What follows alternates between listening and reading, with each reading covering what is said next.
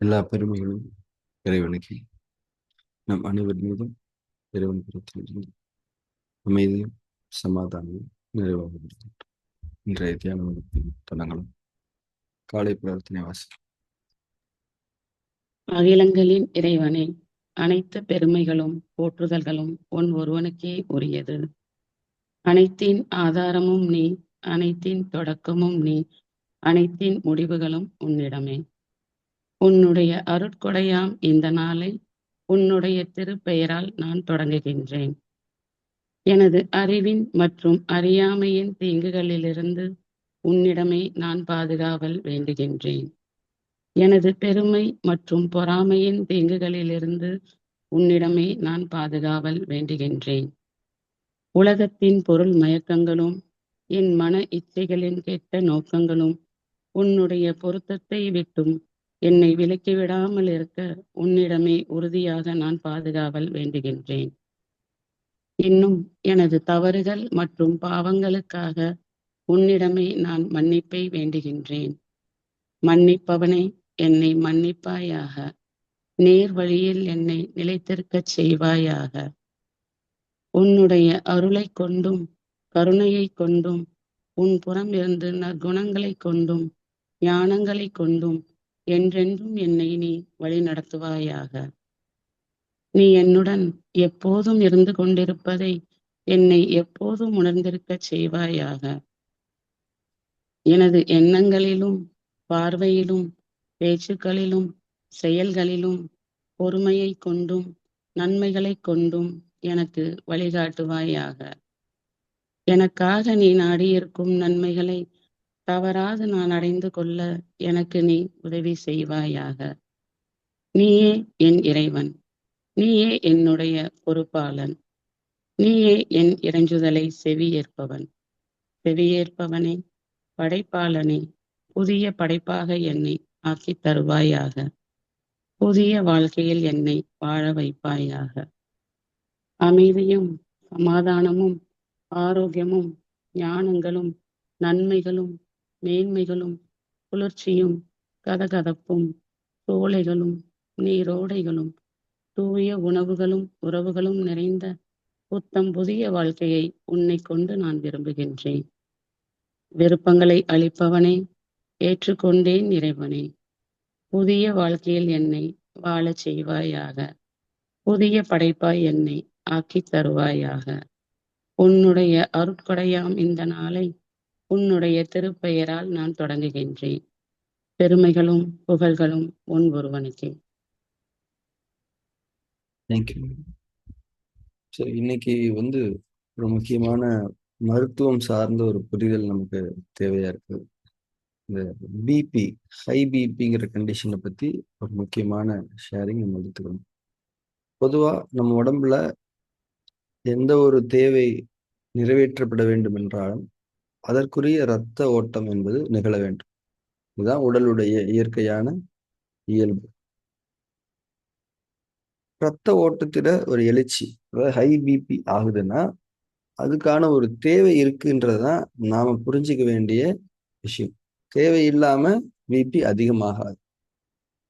இந்த பிபி அதிகமாகிறதுக்கு உடம்புல ஒரு காலத்தவணை நிர்ணயிக்கப்பட்டு, அதாவது இந்த நேரம் வரைக்கும் இவ்வளவு அதிகமாகி அந்த வேலையை நான் முடிச்சிடணும் அப்படின்ற ஒரு கட்டுப்பாடு இருக்கும். அந்த கட்டுப்பாட்டின் அடிப்படையில தான் அந்த பிபி ஹைக் நடக்கும். இந்த ரெஃபரன்ஸ் ரேஞ்சுன்னு சொல்றாங்க இல்லையா, 80 to 20, 120, இதுதான் இயல்பான ஒரு ரத்த ஓட்டம்.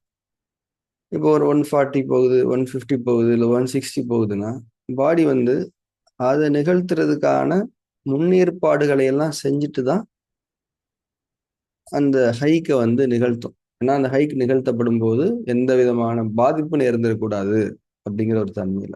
சரியா? ஸோ இதுதான் நம்ம உடம்பு நடக்கக்கூடிய விஷயம்.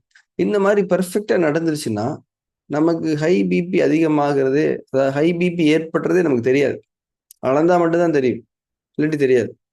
ஏன்னா பாடி முழுமையான முன்னேற்பாடோட அந்த விஷயத்த செஞ்சிருக்கு. ஒரு ஒரு எக்ஸ்ட்ரா பெண்டிங் ஒர்க்கை நிறைவேற்றணுன்றதுக்காக அதை செஞ்சிருக்கு. இந்த மாதிரி கேஸ்ல சில பேசிக் சிம்டம்ஸ் நமக்கு என்ன வரலாம் அப்படின்னா, வர்றதா இருந்தா லேசான ஒரு சோர்வு ஏற்படலாம், மனச்சோர்வோ உடல் சோர்வோ ஏற்படலாம். ஏன் இந்த சோர்வு ஏற்படுதுன்னா, நீங்க எந்த ஒரு ஹார்டான வேலையும் செஞ்சிடக்கூடாதுன்றதுக்காக அந்த சோர்வு உடம்பு ஏற்படுத்தும். ஏன்? நீங்க அந்த ஹார்டான வேலையை செஞ்சீங்கன்னா, அதுக்கு ரத்த ஓட்டத்தை அனுப்பணும் இல்லையா? அந்த ரத்த ஓட்டத்தை அப்போதைக்கு பாடினால அனுப்ப முடியாது. ஏன்னா, ஏற்கனவே ஒரு வேலையை செய்யறதுக்கு ரத்த ஓட்டத்தை அது அதிகப்படுத்தி வச்சிருக்கு. அதனால உங்களுக்கு அந்த லேசான சோர்வு இருக்கும். லேசான சோர்வு இருந்தா என்ன பண்ணணும்? ரெஸ்ட் எடுக்கணும். ஸோ நீங்க ரெஸ்ட் எடுத்துட்டீங்கன்னா, பிபி அதிகமாகி உங்களுடைய உடம்புல பெண்டிங் ஒர்க்கை நிறைவேத்திரும். ஸோ இதுதான் டீஃபால்ட்டா எல்லாருக்குமே நடக்கிறது. எப்பெல்லாம் நீங்க சோர்வா இருக்கீங்களோ, அப்பெல்லாம் உங்க உடம்புக்குள்ள ஏதோ ஒரு நன்மை நடந்து கொண்டிருக்கிறது, ஒரு சீரமைப்பு நடந்து கொண்டிருக்கிறது என்பதை நாம் புரிந்து கொள்ள வேண்டும். சரி, அது பிபியாவும் இருக்கலாம். பிபி ஹை ஆகிறதாவும் இருக்கலாம். ஸோ இது காமன் கேஸ். இப்போ சில நேரங்கள்ல என்ன ஆகும்னா, இந்த பிபி அளவுக்கு மீறி போகும். ஒரு 150 தான் அப்படின்னு பாடி பிளான் பண்ணியிருக்கோம். அது ஒரு 160, 170, 180 வரைக்கும் போகும். எதனால இந்த தவறு நடக்குதுன்னா, நம்முடைய சிறுநீரகம் இதயத்தை கட்டுப்படுத்துகிறது என்பதை நம்ம அக்குபஞ்சர்ல படிச்சிருக்கோம். நீர்மூலகம் நெருப்பை கட்டுப்படுத்துகிறது அக்குபஞ்சர்ல படிச்சிருக்கோம். பிசிக்கலி இந்த கனெக்ஷன் எப்படி நடக்குதுன்னா, சிறுநீரகத்துடைய கட்டுப்பாட்டில் இருக்கக்கூடிய அட்ரினல் அப்படிங்கிற ஒரு சுரப்பி, அட்ரினலின் அப்படின்ற ஒரு ஹார்மோனை செக்ரேட் பண்ணுது இல்லையா? அந்த ஹார்மோன் தான் ஹார்ட் பீட்டை கண்ட்ரோல் பண்ணக்கூடிய ஒரு வேலையை செய்யுது. இப்போ சிறுநீரகம் பலகீனமா இருக்கக்கூடிய நிலையில, சிறுநீரகத்தினுடைய பலகீனம் அப்படிங்கிறது என்னன்னா, அதனுடைய நீர் சக்தி குறைந்து இருக்கக்கூடிய நிலையில, அதனுடைய கட்டுப்பாட்டில் இருக்கக்கூடிய இந்த அட்ரினல் அப்படிங்கிற அந்த சுரப்பிய சரியான தன்மையில கட்டுப்படுத்த முடியாது. சரியான தன்மையில அந்த சுரப்பியோட இயக்கத்துக்கு எனர்ஜியை வழங்க முடியாது. இதனால அந்த சுரப்பி சுரக்கக்கூடிய அட்ரினலின் அப்படிங்கிற அந்த விஷயம் இருக்கு இல்லையா? அது பேலன்ஸ்டா சுரந்து இதயத்துடைய இயக்கத்துல ஒரு கட்டுப்பாட்டை வச்சுக்க முடியாது. எப்பெல்லாம் பிபி அதிகமாகுதோ, அப்பெல்லாம் இந்த அட்ரினல் தான் அந்த பிபியினுடைய அதிகமான இயக்கத்தை ஒரு எல்லை மீறி போகாம பாத்துக்கிறது. சரியா? அட்ரினலின் ஹார்மோனுக்கும் இதயத்தோட இயக்கத்துக்கும் சம்பந்தம் இருக்குன்னு புரிஞ்சுக்கணும். அட்ரினலின் ஹார்மோன் எந்த அளவுக்கு சமநிலை தன்மையோட சுரக்குதோ அந்த அளவுக்கு இதயத்தோட இயக்கத்துல ஒரு கட்டுப்பாடு இருக்கும். முக்கியமா பிபி தன்னுடைய எல்லையை மீறி செல்லும் போது, உதாரணத்துக்கு நம்ம கண்ட்ரி இன்னொரு கண்ட்ரி அவங்களுடைய டெரிட்டரியில நுழைஞ்சு ஒரு அட்டாக் பண்றாங்கன்னு வச்சுக்கோங்களேன். நம்மளுடைய ஏர்கிராஃப்ட்ஸை பாதுகாக்கிறதுக்கு ஒரு செட்டப் இருக்கும், எக்ஸ்ட்ரா செட்டப் இருக்கும்.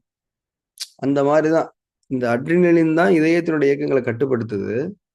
அதுவும் பிபி அதிகமாக ஆகக்கூடிய நேரங்கள்ல இந்த அட்ரினலின் சுரப்பி, அட்ரினலின் ஹார்மோனுடைய கண்ட்ரோல் இன்னும் அதிகமா இருக்கும்.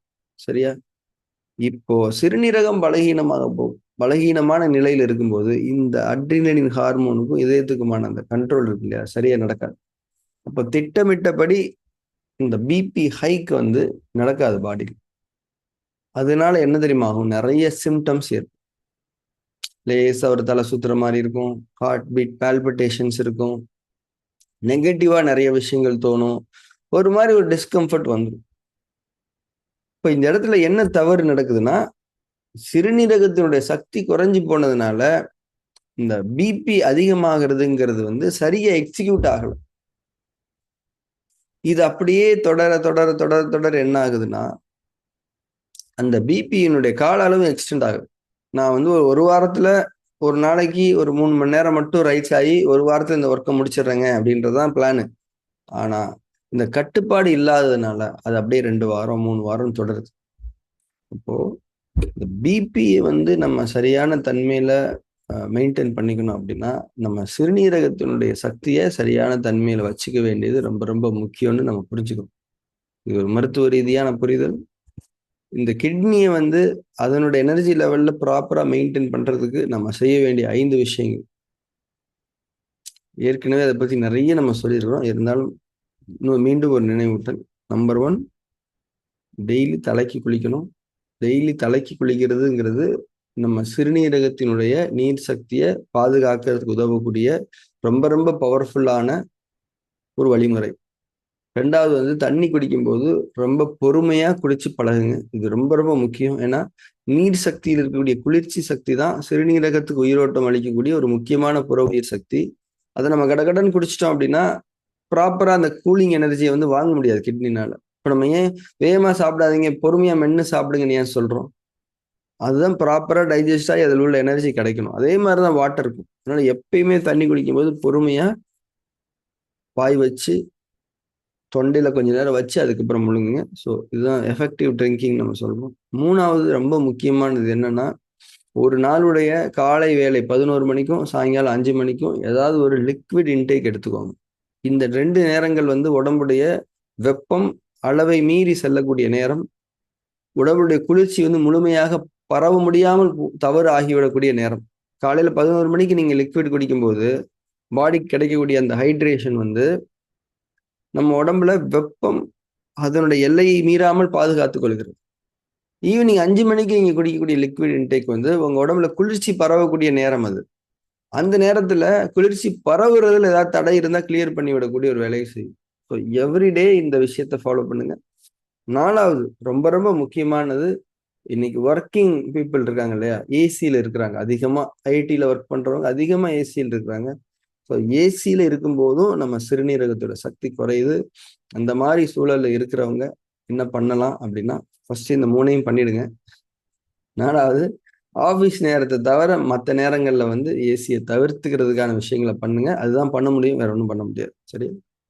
5வது ரொம்ப ரொம்ப முக்கியமானது, பலமுறை எல்லா வகுப்புகளும் திரும்ப திரும்ப சொல்லிக்கிட்டே இருக்குது. என்னது? நைட்டு சீக்கிரமா தூங்குங்க. ஏன்னா தூக்கம் அப்படிங்கிறது தான் ஒட்டுமொத்த கண்ட்ரோல், ஒட்டுமொத்த பணிகளையுமே ஒழுங்குபடுத்தக்கூடிய ஒரு செயல். ஸோ இந்த 5 விஷயங்களை யாரெல்லாம் பண்றீங்களோ, அவங்களுடைய சிறுநீரகம் நல்லபடியா அதனுடைய நீர் சக்தியை பராமரிக்கும். சிறுநீரகம் நல்லா இருந்தா அட்ரீனல் அப்படிங்கிற சுரப்பி தன்னுடைய அட்ரீனலின் அப்படிங்கிற அந்த சுரப்பு நீரை ப்ராப்பரா ரொம்பவும் செழுமையா செறிவுமிக்க தன்மையில சுரக்கும்.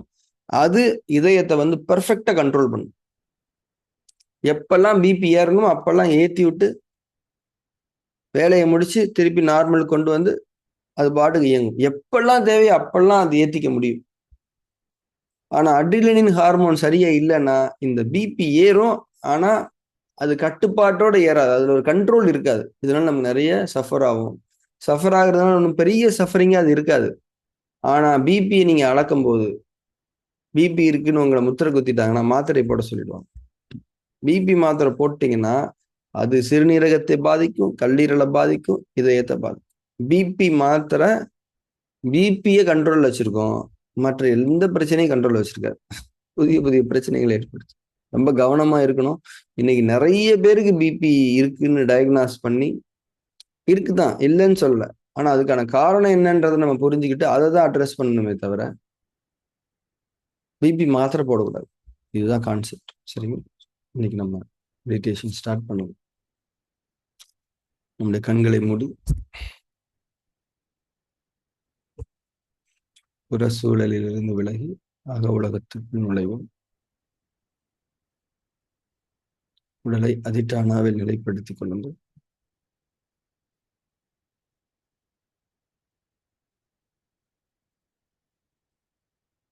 மூச்சின் மீது கவனம் இருக்கு.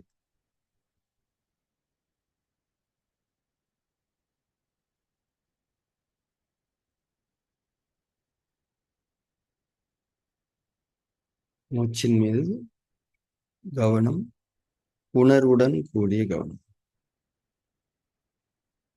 மூச்சு நமக்கு கொடுக்கப்படுகிறது, நாம் பெற்றுக்கொள்ளுகின்றோம். இறைவன் புறத்திலிருந்து உயிராற்றல் நமக்காக படைக்கப்பட்டு நமக்கு கொடுக்கப்பட்டு கொண்டிருக்கிறது என்ற உணர்வோடு மூச்சின் மீது கவனம்.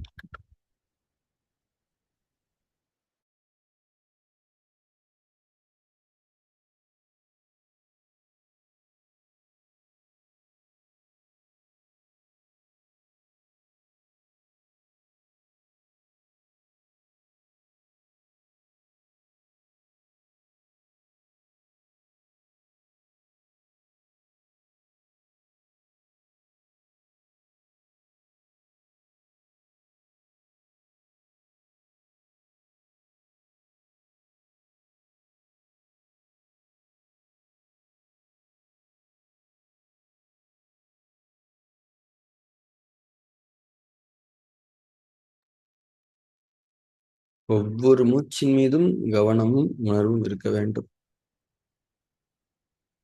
ஒரு மூச்சும் தவற விடப்படக்கூடாது. உணர்வுடனும் கவனத்துடனும் உள் மூச்சை நீங்கள் எடுத்துக்கொள்ள வேண்டும்.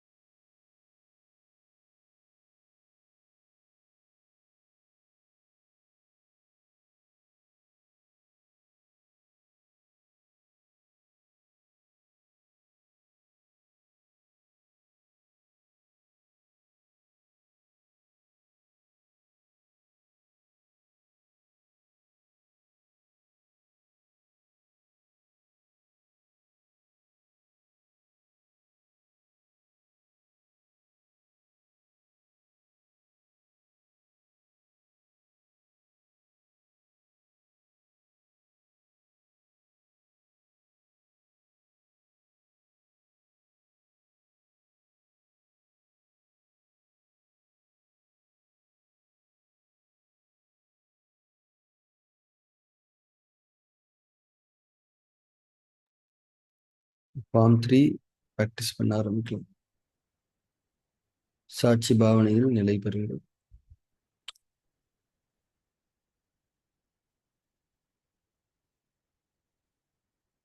மனதிலும் உடலிலும் எந்த ஒரு நிகழ்வு நிகழ்ந்தாலும் அது குறித்து எந்த ஒரு ஆதரவையும் எதிர்ப்பையும் வெளிப்படுத்தாமல் அவைகளை ஒரு பார்வையாளராக இருந்து வெறுமனே கவனித்துக் கொண்ட நிலையில் இருந்து கொண்டிருப்பது சாட்சி பாவனையாகும். மனம் இரண்டின் அடுக்குகளில் இருக்கக்கூடிய கெட்ட பதிவுகளை பலமிழக்க செய்யக்கூடிய ஒரு நுட்பம் இது. உறுதியான அதிட்டானாவையும் கண்கள் மூடப்பட்டிருக்கக்கூடிய நிலையையும் சாட்சி பாவனை என்ற மனதின் நிலையையும் கொண்டு நம்முடைய உடலில் உயிராற்றல் பெருக்கத்தை நிகழ்த்தி கெட்ட பதிவுகளுடைய எழுச்சிக்கு எந்த விதமான பதிலளிப்புகளையும் செய்யாமல் அவைகளை பலகீனமடைய செய்யக்கூடிய ஒரு நுட்பம், ஒரு திட்ட அமைப்பு தான் இந்த லெசன் 3 பிராக்டிஸ். சரியான புரிதலோடு இதை நம்ம பண்ணணும்.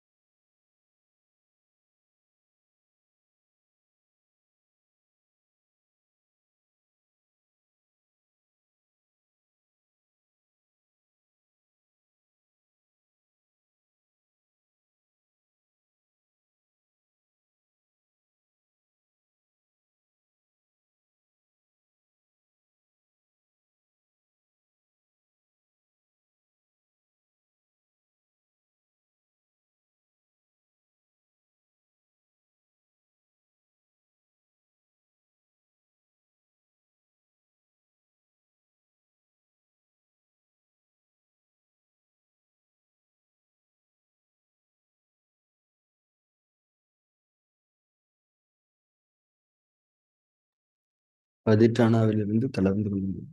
தியானத்தில் தொடர்ந்து.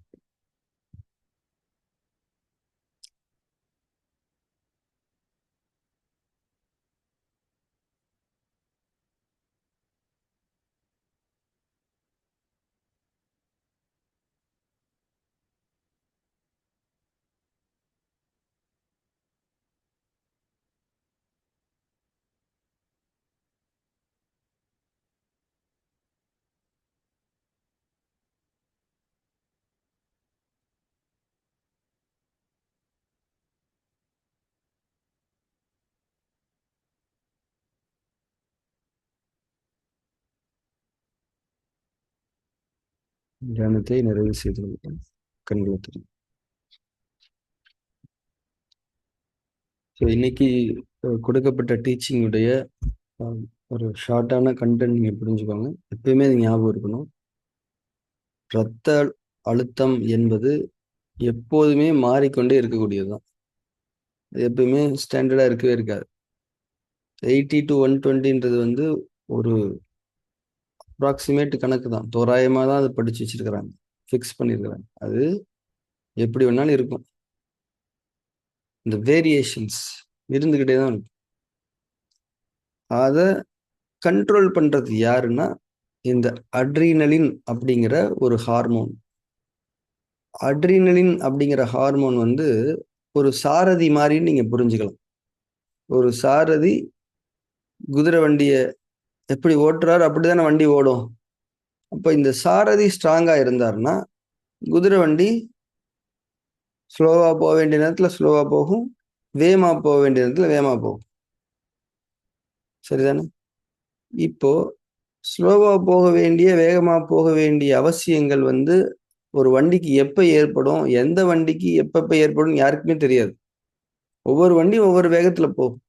அப்போ அவங்களுடைய சாரதிக்கு அந்த ஆளுமை இருக்கணும் அந்த வண்டி மேலே. அதுதான் இந்த அட்ரீனலின் அப்படிங்கிற அந்த ஹார்மோன். சரியா? இதுதான் கான்செப்ட். அந்த அட்ரீனலின் அப்படின்ற ஹார்மோனுடைய கண்ட்ரோல் கிட்னி கிட்ட தான் இருக்கு. கிட்னி நல்லா இருந்தா அட்ரீனலின் ஹார்மோன் நல்லா இருக்கும். அட்ரீனலின் ஹார்மோன் தான் சாரதி. ரத்த அழுத்தத்தை பற்றி நீங்கள் கவலையே பட தேவையில்லை. கிட்னி நல்லா இருக்கிறதுக்கு இந்த 5 விஷயங்கள் செய்யணும். என்னது? டெய்லி தலைக்கு குளிக்கணும், பொறுமையாக தண்ணி குடிக்கணும், காலையில் 11 மணிக்கு சாயங்காலம் 5 மணிக்கும் திரவ ஆகாரங்கள் எடுத்துக்கணும். திரவ ஆகாரங்கள்லாம் என்னது? இளநீ, மோர், பழங்கள், கரும்பு ஜூஸு, சூப்பு, எதுவுமே இல்லையா தண்ணி. இந்த 2 நேரங்கள் ரொம்ப இம்பார்ட்டன்ட். இயல்பாகவே நமக்கு ஒரு லிக்விட் இன்டேக்கோட நீட் இருக்கும். 4வது ஏசி பயன்பாடுகளை முடிஞ்ச வரைக்கும் குறைச்சிக்கோங்க. ஏன்னா ஏசியிலேருந்து வர்றது மின்சாரத்தால் குளிரூட்டப்பட்ட உயிரோட்டம் இல்லாத ஒரு காற்று. அந்த காற்றை வச்சு நம்ம கிட்னி வந்து புது நீர் சக்தியை உருவாக்கிக்க முடியாது. கிட்னி வீக் ஆகும். ஏசியில் இருக்கக்கூடிய நேரங்களில் கிட்னி அதனுடைய சேமிக்கப்பட்ட நீர் சக்தியை பயன்படுத்தி தான் உடம்புடைய நீர் தேவைகளை நிறைவேற்றுதுன்றது புரிஞ்சுக்கோங்க. ஸோ மினிமம் பண்ணிக்கோங்க. 5வது நைட்டு சீக்கிரம் தூங்குங்க. சீக்கிரம் தூங்கும்போது உடம்புடைய அத்தனை ஹார்மோன்களும் ஒழுங்கா இருக்கும். உடம்புடைய ஹார்மோன்கள் வேற ஏதோ ஒரு ஹார்மோன் பாதிக்கப்பட்டா கூட அதனுடைய பாதிப்பு பிரதிபலிப்பு அட்ரினலின் ஹார்மோன்ல வரும். அதனால தூக்கம் அப்படிங்கிறது வந்து ஒட்டுமொத்தமாவே பாதுகாப்பு தரக்கூடிய இந்த 5 விஷயம் செஞ்சுட்டீங்கன்னா நிச்சயமா பிபியை பத்தி நமக்கு கவலையே இருக்காது. அதாவது பிபி எப்ப ஏறுது எப்ப இந்த எந்த சிம்டமும் இருக்காது. அப்படியே அட்ரினலின் ஹார்மோன் வந்து ஏதாவது ஒரு குறைபாட்டுக்கு உள்ளாகி பிபி அதிகமாகிறது வந்து நமக்கு ஒரு சிம்டமா தெரியுதுன்னா என்ன சிம்டம் தெரியுமா வரும்? லேசான ஒரு சோர்வு தன்மை இருக்கும். மென்டலி ஒரு கன்ஃபியூஷன் ஸ்டேட் இருக்கும். ஒரு ஏதோ ஒரு இனம் புரியாத ஒரு இரிட்டேஷன், ஒரு குழப்பம், ஒரு விதமான அழுத்தம் இருக்கும். இந்த மாதிரி வந்தால் நம்ம என்ன தெரியுமா புரிஞ்சுக்கணும்? நம்ம அட்ரினலின் ஹார்மோன் வந்து குவாலிட்டியா இல்லை. அதனால பிபி வந்து ஏறும்போது நமக்கு ஏதோ ஒரு தொந்தரவு. அப்ப என்ன பண்ணணும்? ரெஸ்ட் எடுத்துடணும். அவ்வளவு. யார்ட்டையும் பேசக்கூடாது, எந்த வேலையும் செய்யக்கூடாது. ஒரு 15 நிமிஷம் 20 நிமிஷம் ரெஸ்ட் எடுத்தா போதும். ஸோ இந்த விஷயத்த புரிஞ்சு ஏன் இதை நான் சொல்றேன்னா, இன்னைக்கு கிளினிக்ல மீட் பண்றோம் நிறைய பேரை. எல்லாருக்குமே சார் செக் பண்ண பிபி இருக்கு, மாத்திரை போட சொல்லியிருக்காங்க, மாத்திரை போடலைன்னா பெரிய ரிஸ்க் ஆயிருங்கிறாங்க. இந்த மாதிரி இப்போ புதுசா மாத்திரை போடக்கூடிய கூட்டம் அதிகமாயிடுச்சு. ஸோ அவங்களுக்கு இந்த ஒரு புரிதலை நம்ம கொடுக்குறோம். சரிங்களா? மெடிடேஷன் பண்றது இயல்பாவே உங்களுடைய சிறுநீரகத்தினுடைய சக்தியை வந்து உயர்த்தக்கூடிய ஒரு விஷயம். ஏன்னா மெடிடேஷன் வந்து உங்க உடம்புக்கு எப்படி தேவையோ அப்படிதான் வேலை செய்யும்.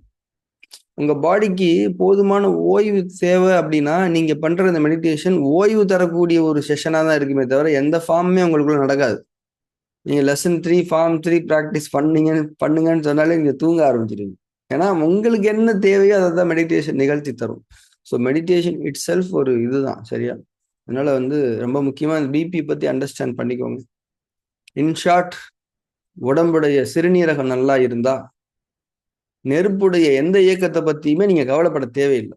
ஏன்னா நெருப்புடைய டோட்டல் கண்ட்ரோல் நீர் மூலகத்துக்கிட்ட தான் இருக்குது. நீர் மூலகத்தை பலமா வச்சுக்கோங்க, நெருப்பு மூலகத்தை பத்தி கவலைப்படாதீங்க, அவ்வளவுதான் விஷயம். பிபியை பத்தி இதை விட ஒரு எளிய ஞானத்தை யாரும் சொல்லிவிட முடியாது. அக்குபஞ்சருடைய பிலாசபியில் அந்த ஞானம் இருக்கு.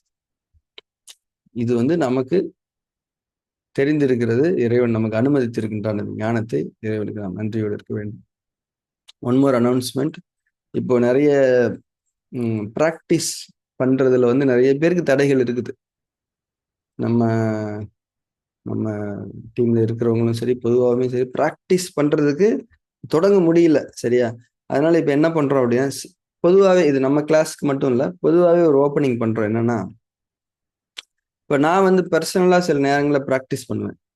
அந்த அந்த நேரங்கள் வந்து எனக்கு என்னுடைய ஷெட்யூலுக்கு தகுந்த மாதிரி. இப்போ அந்த நேரங்கள்ல நான் என்ன பண்ண போறேன்னா, இந்த நெக்ஸ்ட் 1 வீக் 10 டேஸ் மட்டும் அந்த டைமிங் நான் முன்னாடியே சொல்லிடுறேன், ஒரு 1 ஹவருக்கு முன்னாடி. அங்க டீச்சிங்ஸ் எதுவும் இருக்காது. மேபி ஒரு தேவையான ப்ராக்டிஸ் டிப்ஸ் கொஞ்சம் இருக்கலாம். ஸோ நான் என்னுடைய பர்சனல் ப்ராக்டிஸ் அப்போ நான் ஜஸ்ட் கேமரா முன்னாடி உட்காந்துக்கிறேன். நீங்க விருப்பம் உள்ளவங்க இதை ஒரு வாய்ப்பா பயன்படுத்தி நீங்களும் மெடிடேஷன் பண்ணுங்க, அவ்வளவு. அதை சேர்ந்து பண்றோம் இல்லையா, அந்த மாதிரி தான், சரிங்களா? இது எதுக்காகனா ஒரு தூண்டுதல் கொடுக்கணுன்றதுக்காக, ஒரு வாய்ப்பு, ஒரு சூழல். ஏன்னா மெடிடேஷன் பண்ணியே ஆகணும், அதுதான் காலத்தினுடைய தேவை. அதனால வந்து என்னுடைய செல்ஃப் ப்ராக்டிஸ் டைமை வந்து நான் 1 ஹவருக்கு முன்னாடி டெக்ஸ்ட் பண்றேன். விருப்பம் உள்ளவங்க என்னோட ஜாயின் பண்ணிக்கோங்க, சரிங்களா? ஜாயின் பண்ணி நீங்க மெடிடேஷன் பண்ணிக்கலாம். இந்த நம்ம செஷன் மாதிரி டீச்சிங்ஸ் இருக்காது. ஜஸ்ட் என்னுடைய personal practice I'm sharing with you. தேவைப்பட்டா நீங்களும் அதை ஜாயின் பண்ணிக்கலாம், சரிங்களா? ரைட். Thank you very much. நம்ம அடுத்த வகுப்பில் சந்திக்கலாம். அதுக்கு டிஃப்ரெண்ட் ஐடியா இல்லாட்டி என்ன மாதிரி? அது நான் சொல்றேன், இந்த ஐடியா யூஸ் பண்ணிக்கலாம். பட் நிறைய பேர் அதை ஜாயின் பண்ணுவாங்க இல்லையா, அதனால நான் அதை டிசைட் பண்ணிட்டு நான் உங்களுக்கு அப்டேட் பண்றேன், சரிங்களா?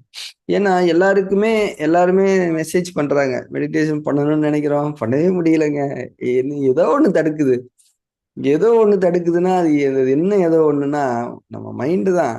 ஒரு சூழல் வேணும், அவ்வளவுதான், வேற ஒண்ணும் கிடையாது. இப்ப எனக்கே ஏன் தனியா நான் ப்ராக்டிஸ் பண்ணுவேன்னா, இந்த செஷன்ல வந்து எனக்கு திருப்தி இருக்காது. ஏன்னா டீச்சிங் பண்ணணும், அடுத்தடுத்து கைட் பண்ண, அதனால நான் இதை வந்து என்னுடைய ப்ராக்டிஸ்க்கான ஒரு இதா கன்சிடர் பண்ணிக்க மாட்டேன். நான் தனியா பண்ணுவேன், 2 வேளை தனியா பண்ணுவேன் இல்லையா, அதுல வந்து எனக்கு ஒரு திருப்தி இருக்கும். ஸோ அதுல தான் இப்போ ஒரு ஓப்பனிங், ஒரு செஷனை ஓப்பன் பண்ண வந்துக்கோங்க, அவ்வளவுதான். வந்து நீங்க சும்மா மெடிடேஷன் பண்ணுங்க. அது என்னன்னா, ஒருத்தர் என்கிட்ட சொன்னாங்க, சார் நம்ம சென்டர்ல வந்து மெடிடேஷன் ரூம் இருக்கு, அதுல சார் வந்து மெடிடேஷன் சேர்லாம் வாங்கி கொடுத்துருக்காங்க, கோபாலகிருஷ்ணன் சார். அந்த சேரே ஒரு அட்ராக்ஷன் தான். அந்த சேர்ல உட்காரும்போது நல்லா இருக்கும். நிறைய பேர், இல்ல சார் இந்த சென்டருக்கு வந்து இந்த சேர்ல உட்காந்து பண்ணாதான் நல்லா இருக்கு, தாராளமா வாங்க, எப்போ வேணா வாங்க, always welcome, open to every one அப்படின்னு சொல்லி. எனக்கே அந்த சேர் ரொம்ப பிடிக்கும். அப்படி உட்காரும்போது தரையில உட்காந்து சேர்ல உட்காதுக்கு ஒரு ஸோ ஏதோ ஒண்ணு நம்மளை அட்ராக்ட் பண்ணணும், இழுக்கணும் இல்லையா, அது தப்பு கிடையாது. நீங்க மெடிடேஷன் பண்ணுங்க, அவ்வளவுதான். அந்த மாதிரி ஒரு விஷயம் தான் இது. அதனால வந்து இப்போ நான் பண்றத கொஞ்சம் ஓப்பன் பண்ணி காட்டுறேன், உங்களுக்கு மாதிரி நீங்க ஜாயின் பண்ணி, அவ்வளவுதான், வேற ஒன்றும் கிடையாது, சரியா? எனி காஸ்ட் மெடிடேஷன் பண்ணி ஆகணும். அது ஒன்றும் பெரிய விஷயம் இல்லைங்க, ஒரு 20 நிமிஷம் தாங்க. அந்த 20 நிமிஷத்துல நம்ம வேற என்ன பண்ணுவோம்னா எதுவும் பண்ண மாட்டோம், எதுவுமே பண்ண மாட்டோம். அந்த 20 மினிட்ஸ் வந்து வர்த் ஸ்பெண்டிங் அப்படின்றத புரிஞ்சுக்கணும், சரிங்களா? இப்போ நம்ம கிளினிக்ல எல்லாமே கூட இப்போ என்ன தெரியுமா ரூல் வச்சிருக்கோம், யாரு கிளினிக் வந்தாலுமே இறைவழி தியானம் படிச்சவங்க நேரா மெடிடேஷன் ரூம் போயிடுவாங்க. மெடிடேஷன் பண்ணிட்டு தான் ஃபர்ஸ்ட் போய் கை கால்லாம் கழுவிட்டு மெடிடேஷன் ரூம் போயிட்டு ஒரு 10 நிமிஷம் 1/4 மணி நேரமாவது மெடிடேஷன் பண்ணிட்டு தான் பல்ஸ் பார்க்கறதுக்கே வர்றாங்க. ஏன்னா அங்க ஒரு சூழல் இருக்கு. சூழல் என்பது ரொம்ப முக்கியமானது. இப்ப கோவிலுக்கெல்லாம் போறோம்ல, அது ஒரு சூழல் தான். இப்ப எல்லா கோயில்லையுமே ஒரு குளிர்ச்சி இருக்கும், பார்த்திருக்கீங்களா? நீங்க காலத்து கோயிலுக்கெல்லாம் போனீங்கன்னா ஒரு குளிர்ச்சி இருக்கும். அது அந்த கர்ப்ப கிரகத்துடைய பிரகாரம் ஒண்ணு இருக்கும். கோயிலுடைய பிரகாரத்தை தாண்டி அந்த கர்ப்ப கிரகத்தை சுத்தி ஒரு குட்டி பிரகாரம் இருக்கும். அதுல ஒரு அமைதி இருக்கும். அந்த கல் தூணு, அந்த ஒரு அமைதி, ஒரு குளிர்ச்சியை பார்த்தீங்கனாலே உட்காரணும்னு தோணும். ஆனா ஃபேமிலியோட போனாலும் உட்கார விட மாட்டாங்க. வா வா போலாம் போலாம் போலாம். இது தனியா இயல்பான உணர்வு என்ன தெரியுமா? இந்த குளிர்ச்சி சூழல் இருக்குது. கொஞ்ச நேரம் கண்ண மூடி உட்காரலாமே நமக்கு தோணும். அது உடம்புக்கு தேவை, மனசுக்கு தேவை, வாழ்க்கைக்கு தேவை. இந்த மாதிரி நம்ம நிறைய சூழல்களை உருவாக்கும். கிளினிக்ல இருக்குது. இன்னும் நிறைய சூழல்களை நம்மளால முடிஞ்ச வரைக்கும் என்னவோ அதை நம்ம பண்ணணும். வேற ஒண்ணுமே கிடையாது. அதுல கோபாலகிருஷ்ணன் சாருக்கு வந்து ரொம்ப நன்றி சொல்லணும். அந்த சேர் வந்து அது ஒரு அட்ராக்டிங் பாயிண்டா இருக்குது. ஒரு சேர் ஒன்று கொடுத்தது. அதனால வந்து நீங்களுமே முடிஞ்ச அந்த சேர் ஒன்று வாங்கி வச்சுக்கோங்க. நல்லா இருக்குது உட்காந்து. நான் ஸ்பைன் எரெக்டடா இருக்க மாதிரி இருக்குது. அது கம்ஃபர்டபுளா இருக்குது. ஒரு கம்ஃபர்டபுளா உட்காரலாம். பட் அதுதான் சொல்லல. அது ஒரு பாயிண்ட். செல்லிங் பாயிண்ட்னு சொல்லுவாங்க. அந்த மாதிரி அது ஒரு selling point. So thank you very much.